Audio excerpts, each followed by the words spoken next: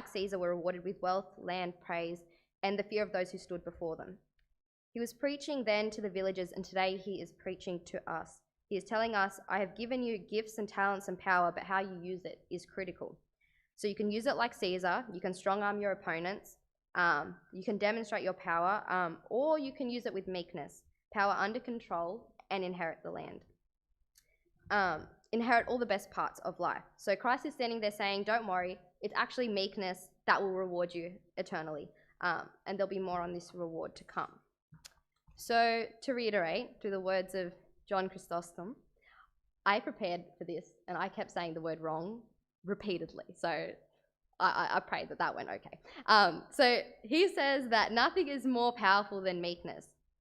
He continues with the most perfect phrase, for as a fire is extinguished by water, so a mind inflated by anger is subdued by meekness. Now, what would lead him to explicitly use the word powerful if meekness was only to be a state of submission? This isn't the direction that we have been given. And in 1 Peter 2, verse 23, it is said, when he was reviled, he did not revile in return.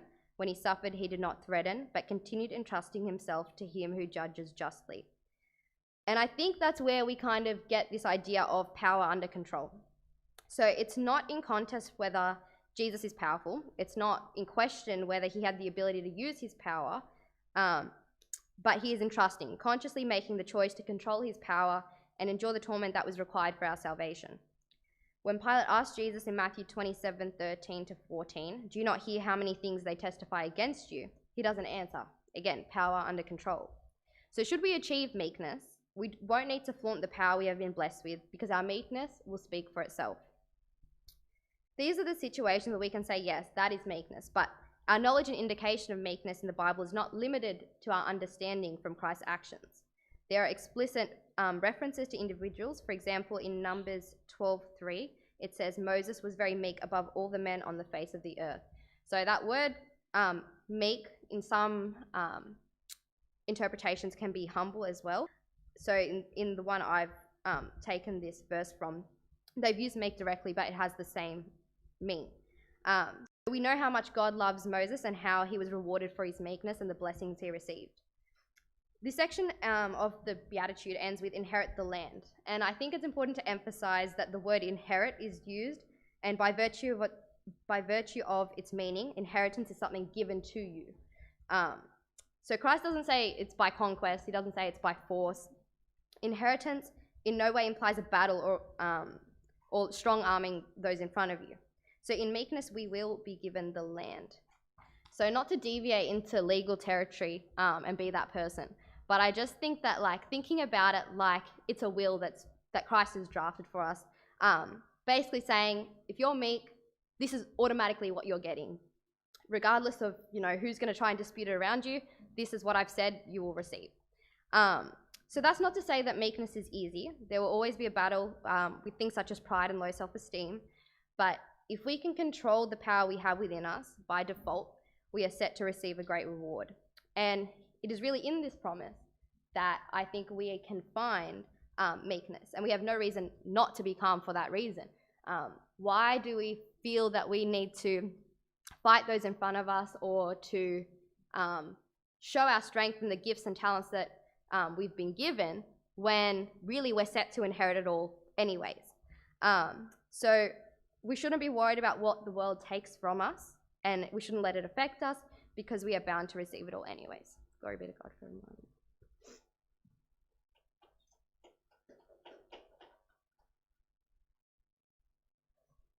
Alright guys, just for those who've joined us recently, can I ask that, there's not too many of us, it's a big church, can we bring it in the first 4 rows in this middle section?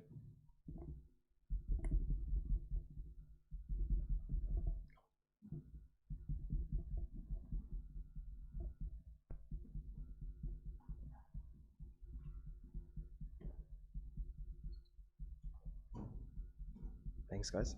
So like I said before we got started with the pre-talk, it is an exciting month because during this month there's a few things going on. We've got a whole book that we're going to finish and a whole pre-talk series that we're going to complete. So we've just heard the first of the series of the pre-talks, and thank you Pascal for that. Also this week, today, we're starting the book of Ruth, and by the end of the month we'll also complete the book as well. So please journey, and hopefully we can learn something today.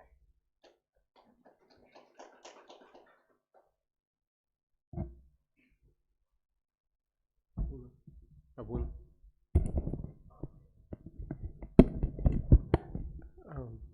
Is there a chance we get wireless? I like to move around. Wireless, if there is one. Okay, no, not wireless. Pardon my dementia. I remember last time I asked you a few. Thank you. The names, but so I can ask straight away. Can I go through the names? I know Natalie. I know Mark, Anthony, Chris. So and Chris and Anthony, Natalie, Joanna, Christina. I should know that. Follow.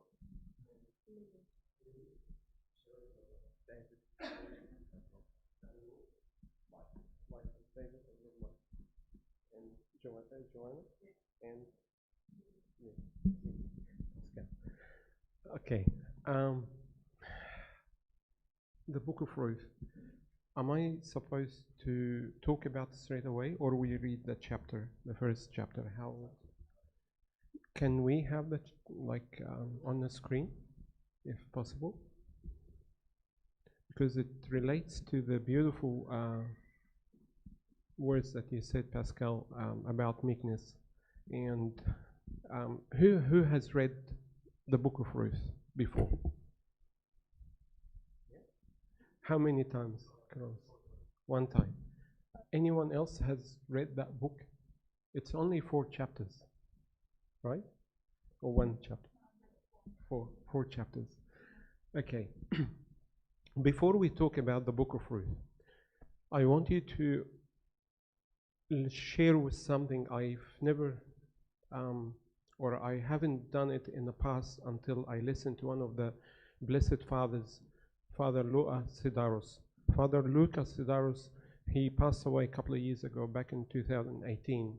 And when he was reading and talking about the Old Testament, he always says, and he uses this analogy, feel like, when you peel off a fruit and you get the sweetness of that fruit out when you start peeling it off. He said, when you read, dig deep, go into the meaning of what you're reading, that you, at the end, when you finish reading even a small paragraph, what's in it for me? Abuna tells you, read the Bible in the confession. You read the Bible. Don't close the Bible until you say, what have I come up with tonight? Okay? And when you start reading the book of Ruth, you will realize that there is a message. It's not about Ruth. It's about me, you. And everyone, when you read it, you feel like you could be those characters in different parts of your life. Okay? So let's cruise along in that chapter. And how many verses in that chapter? If we scroll down, 22. So let us say, do we have 22 here? Maybe. Can we each one read 2 verses? Now it came to pass in the days when the judges ruled that there was a famine in the land, and a certain man of Bethlehem, Judah, went to dwell in the country of Moab, he and his wife and his 2 sons. And the name of the man was Elimelech. The name of his wife was Naomi, and the names of his 2 sons were Mahlon and Chilon, Ephrates of Bethlehem, Judah. And they went to the country of Moab and remained there. You have two more verses. Which one? 3 and 4. Then Elimelech, Naomi's husband, died, and she was left and her 2 sons. Now they took wives of the women of Moab. The name of the one was Orpah, and the name of the other Ruth, and they dwelt there about 10 years. Thank you. We'll stop up to this. Simple. Family, a Jewish family, strived hard since Moses to get to the promised land. Moses, with the rebellion and their hard, stubbornness, and the way they always rebelled about almost everything. They reached the promised land. And who took them into the promised land? Was it Moses?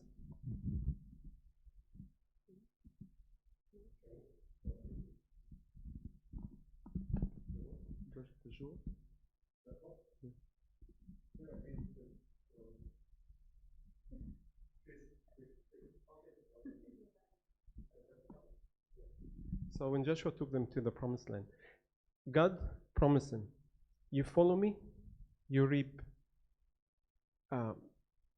like all the promises I give you. You go astray from me, you will be the least nation that you will suffer a lot. And the book of Ruth was written in the Judges' time, which is the time before the first king that was chosen, and God has allowed, due to their stubbornness, to have a king. At that time, the Jewish people used to like follow the Lord for a little bit, then rebel against him, and then something happens. So they relate to the famine that happened, that it's because they were going astray from the Lord and not following the commandments and not following what the Lord has commanded them. And this husband, Elimelech, his wife Naomi, 2 sons, decided to leave Bethlehem. Does anyone know the meaning of the word Bethlehem? Abuna can tell us. That's a new word. Anyone? What would Bethlehem? I didn't know until I read something about it. So it's like the house of bread, or the house of. Consider Bethlehem is the church. Okay. Remember, when I was reading that, and I want you to tonight, is to think of Ruth as you, me. Okay. And when we study that chapter, I want you to go through this, because I'm going to ask you a couple of things and share a few thoughts with you. Ruth is me, as my soul, okay? And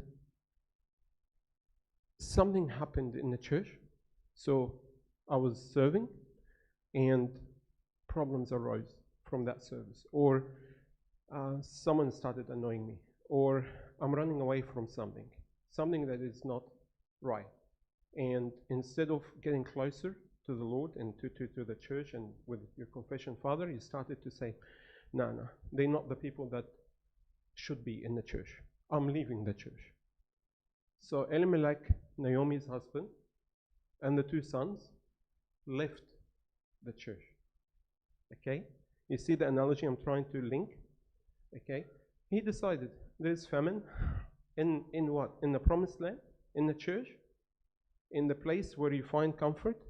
There is no comfort. Why? Because there is some troubles happening. Are you leaving? That easy? Can't take it anymore. It's too much.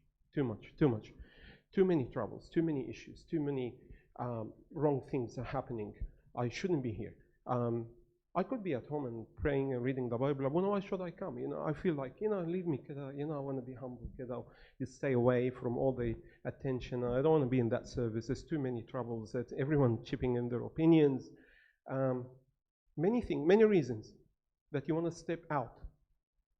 And I'll tell you why that is one of the biggest mistakes we're going to do in our lives. If you step out from the herd, from the community of the church, from being in the church on a weekly basis, having the Holy Communion and the power that you get from the Holy Communion and the confession. They decided to find food somewhere else. Okay? Let us just see what happened. The 2 sons, what happened to them? What happened to the father first, to the husband, Elimelech? First thing happened. He died. He's gone. So, and it wasn't that long. He died. Simply, he died. What about the 2 sons? Let's read about the 2 sons. What else did they do? They got married. To what? What's wrong with getting married? What was wrong with them?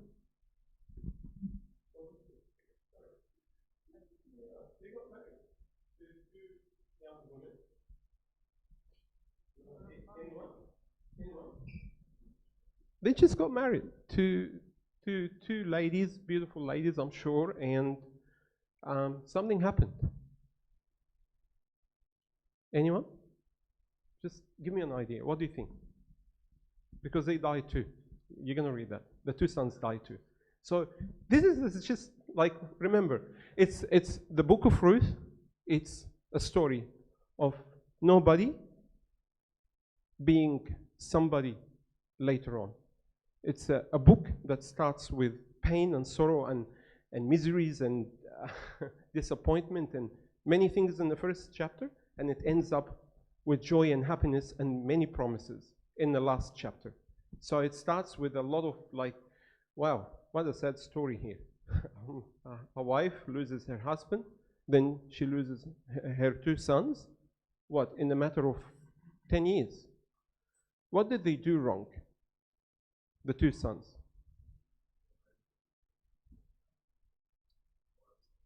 Thank you. Daniel? Avano. I'll get there. Avano. Thank you, Avano. One of the things that the Lord has asked the Jewish people not to blend in with the non-believers. Okay? Mark, Abuna, in the confession tells you, stay away from that group. But they could have, there's just nothing wrong. Mark, I don't see that there is, spiritually is not helping you. I don't see that, I can see some changes in you. You don't see it in yourself. But Abuna, you're just so narrow-minded. It's just we're going out. What's wrong? It's just, different nationality, different beliefs. It's okay. It's all right. No, it's not all right. Because Abuna can see things that you can't see. And it's not all right. Because remember, what I have realized lately, that the Bible and the God's promises are black and white. There is no gray. There is no in between. Like Abuna Paul, I remember he was saying in one of the sermons in the Mass, there is no twinkling between two sides. You're either on that side or the left side. And you can't be on Sunday in the church and the rest of the week with the group that are not worshiping God or they're not following the right words.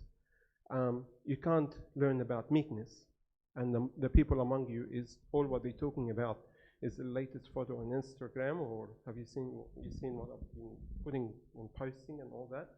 And all what you talk about is just, at the end of the night, what did I get out of it? I don't know. We just hang around, just spent a bit of time. Let us see further down what's going to happen. So, verse 5. Then both Mahlon and Chilion also died, so the woman survived her sons and her husband. Then she arose with her daughters-in-law, that she might return from the country of Moab, for she had heard in the country of Moab that the Lord had visited his people by giving them bread.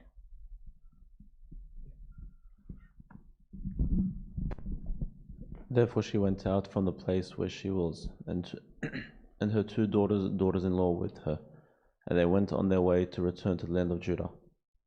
And Naomi said to her two daughters-in-law, Go return each to her mother's house, and the Lord deal kindly with you, as you have dealt with the dead and with me. I will stop here.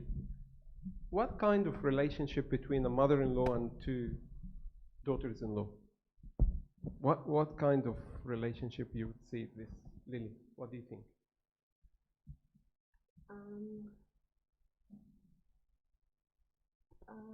She cares about them, and so she's saying go.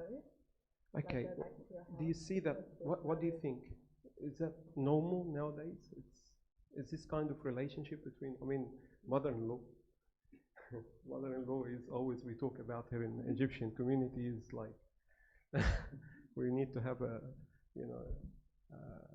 some advice from the popes and the bishops for the mothers-in-laws, stay away from their kids' lives and, step back and all what she cares about them, but sometimes they care too much and then they get too involved. But what do you see different in her life, in Naomi's life? Natalie, what do you think?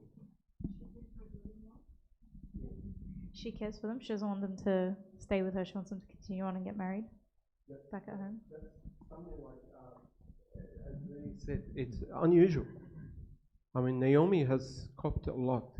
But remember, when Naomi and her husband decided to leave the Bethlehem, decided to leave the church, she had the chance to stand and tell him, no, we can't abandon our post. We can't leave the place that the Lord has promised us. And in the Jewish tradition, this was very important because anyone could be the ancestors of the Lord Jesus, the Messiah would come from that family. And if you abandon your land, where are you going to be? You're going to be nobody.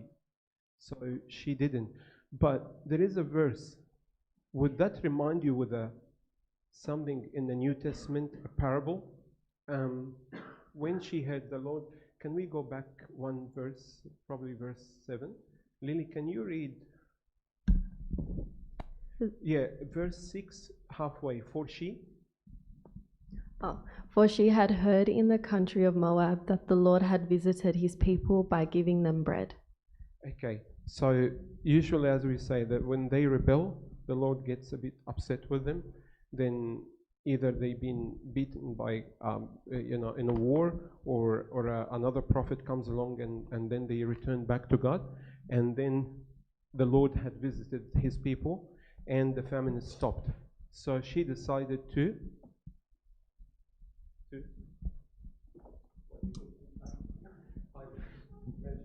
what do you think?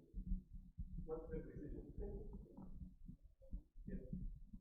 What did she therefore she verse 7. You know what I'm saying? So next week.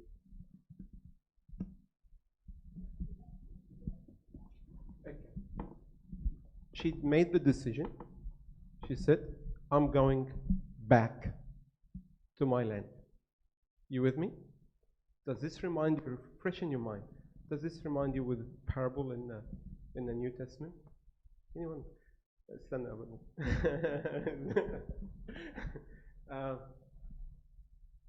Helena.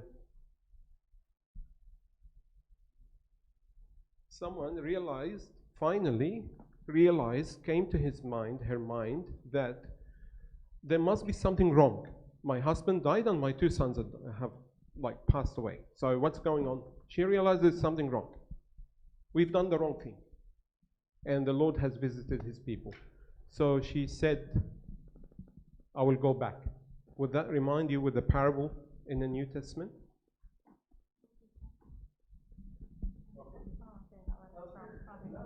The prodigal son.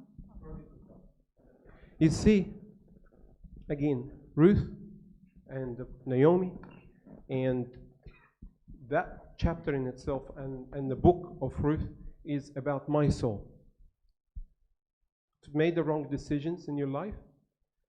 You've stepped out and you made the worst decision actually, to step out of the church or not to come as often, not to follow up with your confessions.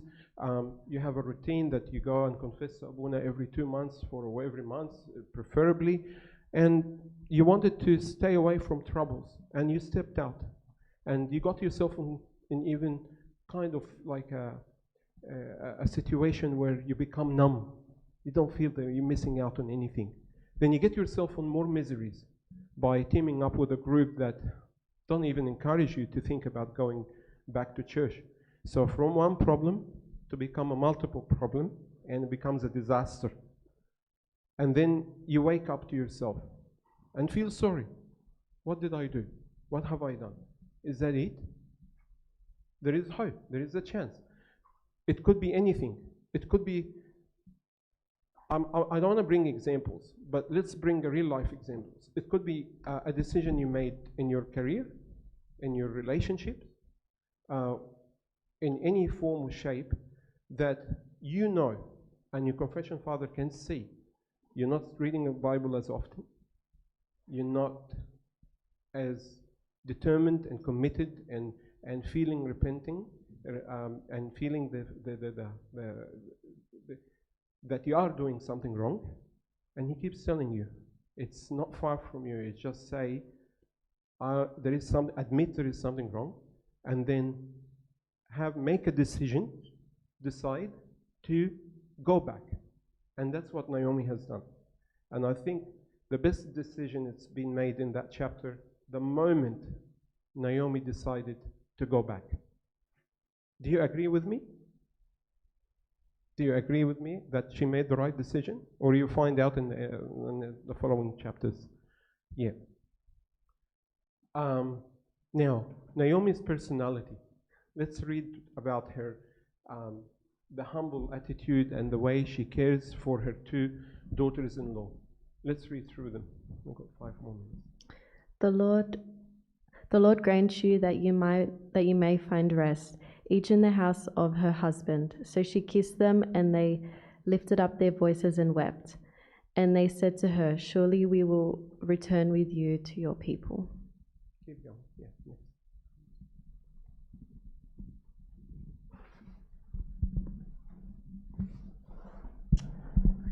But Naomi said, turn back, my daughters. Why will you go with me? Are these still sons in my womb, that they may be your husbands?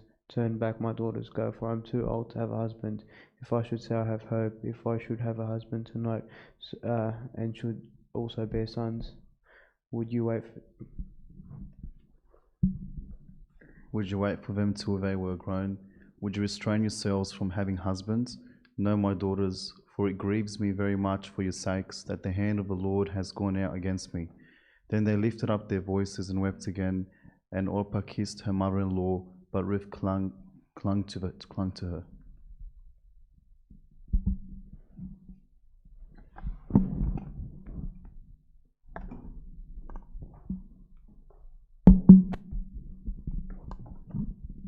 And she said, look, your sister-in-law has gone back to her people and to her gods. Return after your sister-in-law. But Ruth said, entreat me not to leave you, or to turn back from following after you. For wherever you go, I will go, and wherever you lodge, I will lodge. Your people shall be my people, and your God my God. Thank you. We'll stop up to here. One of the verses that I pray that you and I, we try to memorize it, is one of the most beautiful and spoken about verses is, wherever your people shall be my people, and your God will be my God. That's just a declaration of faith.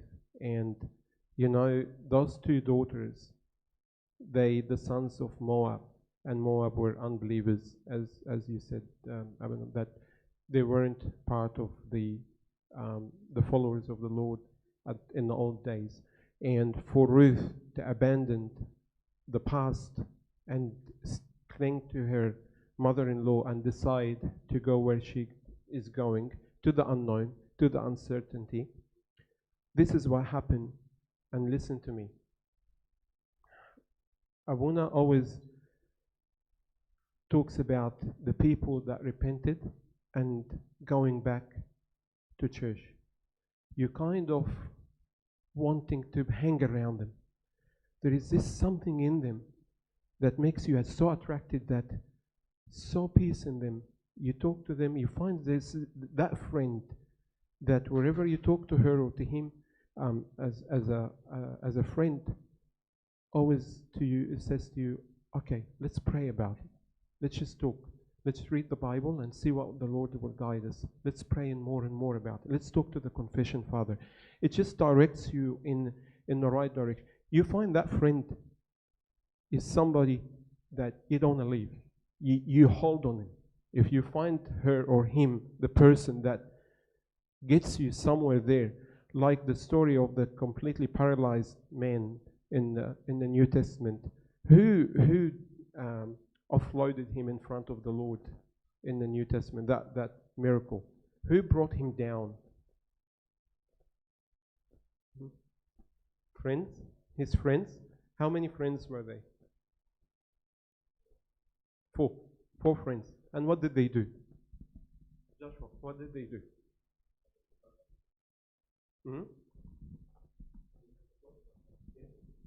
Those friends, what did they do to the friend that is completely paralyzed and can't move? Say again? Made him feel worse? Okay. No, probably we talk about different parables, but because we write in the other parable, so the one that they did something for the, they carried him. And just imagine, friends, you know the guy that's the life without me, what's his name, Nick? All right. Imagine like a situation, but he had limbs, but completely totally paralyzed from neck down.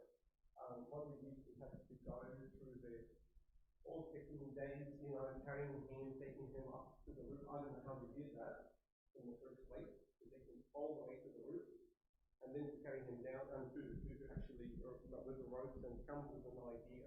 That's why the Lord praised them for their faith. If you read again, remember, when you read the Bible, read slow, and that's an advice not from me, from Father Lucas Sidaros. If you find anything in English about him, just read about his life and the stories that he tells. He says, when you read the Bible, read it slowly and think of yourself. They lowered him, and the Lord praised, first the Lord Jesus praised their faith before he performed the miracle that he asked him to get up and forgive his sins. And the Pharisees didn't like the idea, but we're not going to get there. But the issue is, when Ruth found Naomi in the shape of a mother-in-law in that form, that she cares about them, an older lady, 2 daughters-in-law, and they're both widows. She could have thought of herself, Christine, like, yeah, they will come with me. They cried out loud. They said they wept, like they wanted to come with her. So they were genuine in their feelings. And she could have said, fine, this couldn't be better. I go back home, they will look after me. I'm an old lady, and they will welcome me back home, but they will go and work. In the old days, they had to go and collect. And I don't want to say much about the next chapter, but I could have rested and they look after me. But you were talking about someone is sacrificing, and she goes, no, you go to your gods. But 2 made 2 different decisions. One, Orpah, decided, she wanted to come or go with her. And the other one, Ruth, she said, I am not leaving you until we die. Only death can split us apart. Nothing else.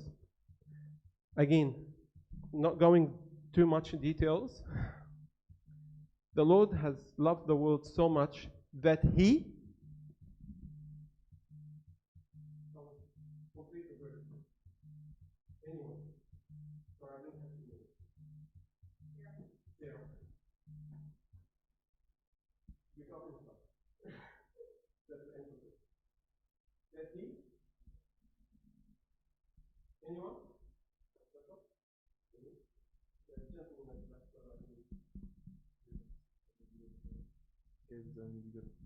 gave His only begotten Son. It could have, salvation that we are in now and the resurrection, without the Lord loving the world so much. You can love the Lord so much, by the way, but you wouldn't give for Him. And that's why I'm saying the book of Ruth, it's about the return, making decisions, return to your post, to the nature that the Lord wants you. No one is perfect. I'm not perfect. None of us are perfect, but we can return and we make a decisions. And Ruth have made a decision to start to go back in the right path. They made the wrong choices at the beginning, okay? They decided to leave the church. And then I got up and I said, nah, it's getting a mess. It's a big mess. I got to do a clear cut. We got to do a clear cut. And sometimes the right decisions hurt.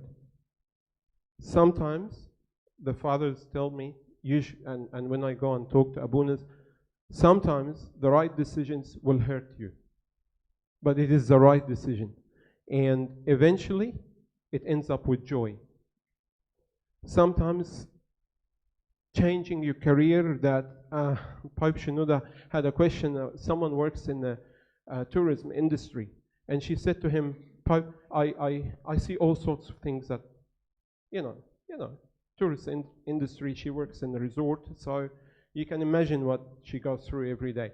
And he said, you know what's right. Just make that decision. It's not the place for you to be there. It's not the environment that you should be there. Because, a story I'll tell you later. Because the devil, one father told me, one of the priests, is he can thread a small, from a tiny thread, a rope that thick to get you out or get you in a sin. So he can spend years and years and years trying to trap you into a sin. That shouldn't scare you, because if you're in the church, if you're hand in hand with Abuna, your confession father, it will be challenges, but you will overcome it. Not with your power, but the Lord's power. You overcome it. And when Ruth made the right choices, has Ruth not made the right choices, what would have happened? Who is Ruth in the Bible after you read that book? I'm just going to tell you. Yes.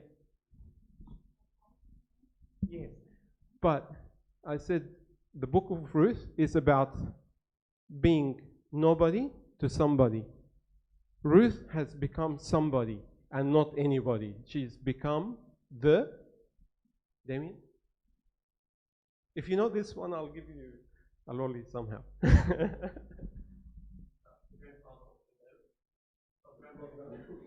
The great grandmother of the great grandmother of King David. And she, in having said, she would be. Thank you. Ruth, the one that come from a non-believer country.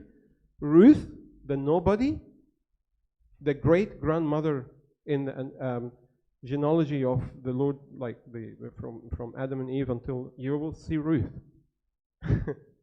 Unbelievable. Son Moses the black? From what? A robber and a killer and a serial killer. I mean, if you see him today, you would have been walking in a different street. I'm telling you. Because he was massive, Abuna, right? He was big. I mean, he used to eat what? A whole lamb in one day, in one meal? You know how he fasted, Abuna? You know, of course, you know, until. You know how St. Moses the Black, when he started to learn how to fast, abstain a little bit, you know what they done? Or anyone knows that story? Just, no? Because he used to eat a whole kharoof. Serious, I read it, and he used to eat the whole. That's in the meal, by the way, not the whole day. Huh? That's one meal. So one of the guiding confession fathers said to him, "Okay, let's cut a big chunk of a tree, okay, and you eat as it weighs. So obviously, what will happen to it day by day? A tree that you cut and you just leave it there. What will happen to it? It loses water and it loses weight. So slowly, he would eat less and less. That's why when you go to Abuna and say, I've made the decision, I want to come back to church. I'm going to pray the whole 7 prayers and, the morning and the third hour. And Abuna goes, hey, slow down. Let's just start again, step back a few steps, and let's just go gradually. And that's the right directions when you decide to go back, is basically you put your foot on the right path, and trust me,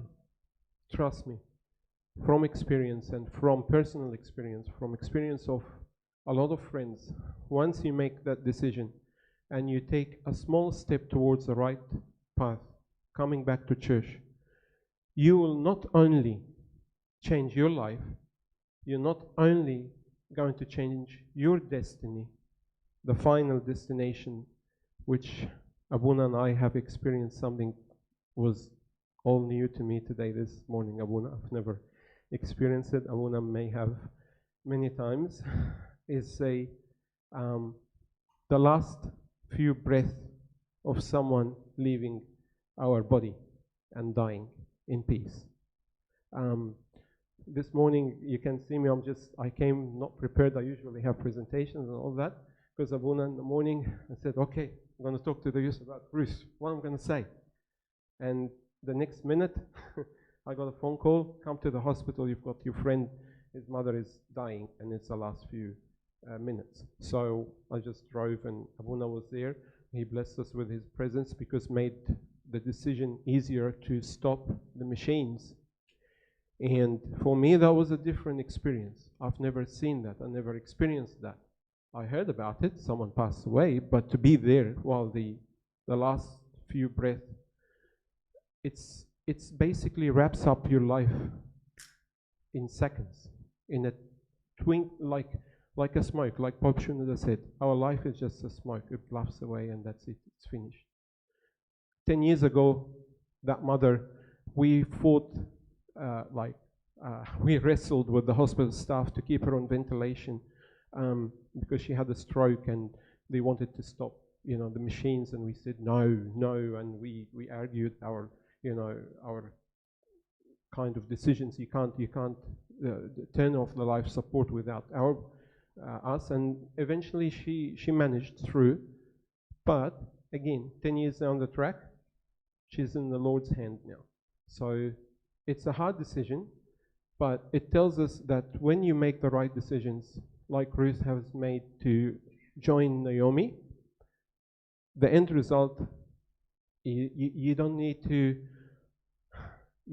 to be a genius to understand that you will reap so much joy and happiness, and from being nobody, you will be somebody, because you are so special. You and everyone, you are Ruth. And when you read next week, chapter 2, and you read about Boaz, and who would Boaz present in your life, it will make the picture much clearer. There is never too late. There is no such, I've messed it up completely. There's nothing like that.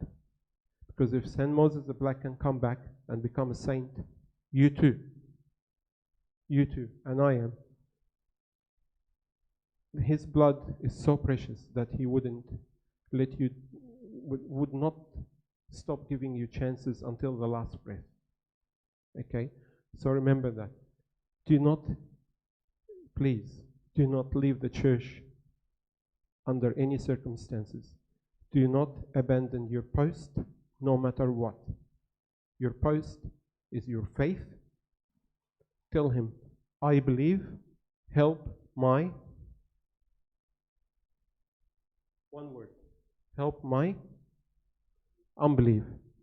I believe that what you're teaching me in the Bible, in the gospel, is you're telling me, but please, in my belief, I am still not perfect, so please help my unbelief and get me through.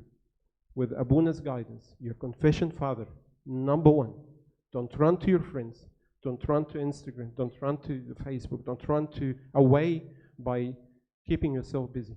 Go to Abuna, go to your confession father and say, I believe, but help me, Abuna, how to get back on the right directions. Do not leave your service, do not leave your church, because if you do, you will end up like Elimelech, the husband. I'm not scaring you, but that's the truth. We will end up like Elimelech, nobody, nothing, because we left our ground. If you leave and you decide to come back, you will be like Ruth. There is a place for you to be back in the church, and he will be waiting for you. And you will see that in the next few chapters. Glory be to God. Anybody have any questions?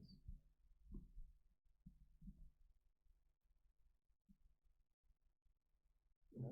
All right. So just